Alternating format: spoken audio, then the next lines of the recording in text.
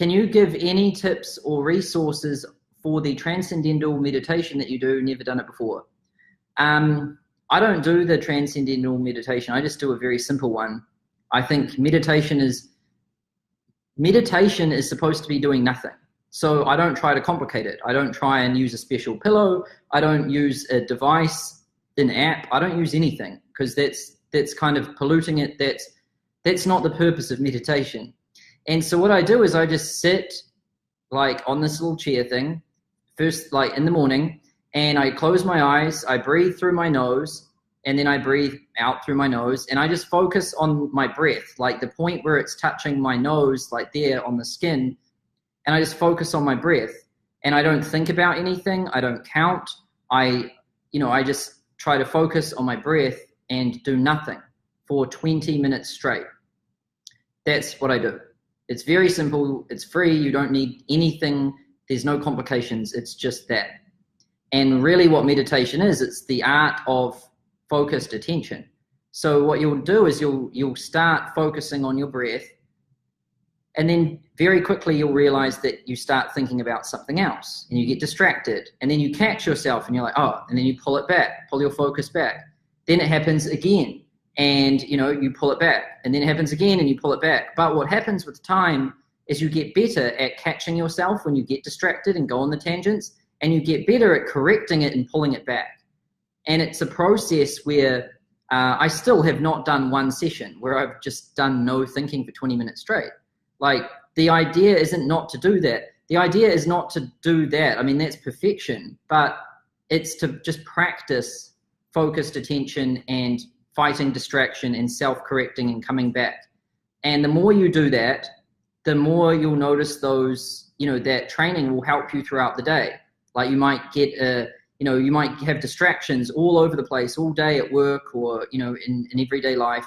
And you just get better at noticing those things, not reacting to them, and just staying on task. So I highly recommend meditation for everyone. I think it will make you way more successful, way more money. There is no argument I can possibly think of where meditation would not help. And it's free and it's easy. So you should do it. How important is meditation for you to press through pain and manage stress and pressure? I think it definitely helps. Meditation definitely makes you more of an observer than a reactive person. And it definitely, you get good at noticing things before getting triggered. So a lot of people, they walk through life and then someone might say something and then they get offended. Like, most people think that, like, if someone offends them, it's the person who it's the person who is doing the offending, it's their fault. But it's actually your fault, because you have to make the choice to be offended, right? And that's you, not them. So if someone says something to me and I think, like, it processes with me, I'm like, I don't just get offended, I choose. Should I be offended by this, or should I just not even listen to this person? I choose not to listen. And so I just keep moving, nothing happens. And I don't get like caught in all of these situations because I'm not reactive to things, but most other people, they're so reactive, they can't catch the synapse in their brain between when a stimulus gets their senses and when they react.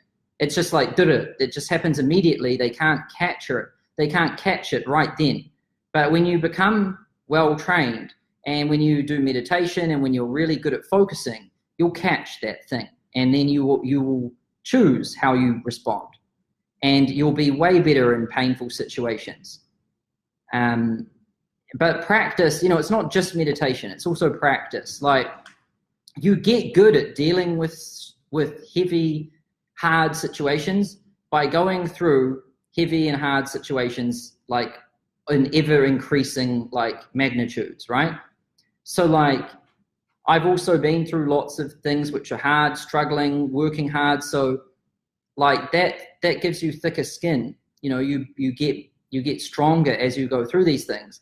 Back in the beginning, when I first started, man, I was so fragile and weak because, I just never had to go through anything. And so everything was affecting me, and, I was just like a bag of nerves. But but over time, you know, you get better. So I definitely was not, I was probably the worst person you've ever seen when I got started. Don't think that, you know, successful people just get started and they're awesome at everything and they're not reactive. That is not true. It takes practice and time.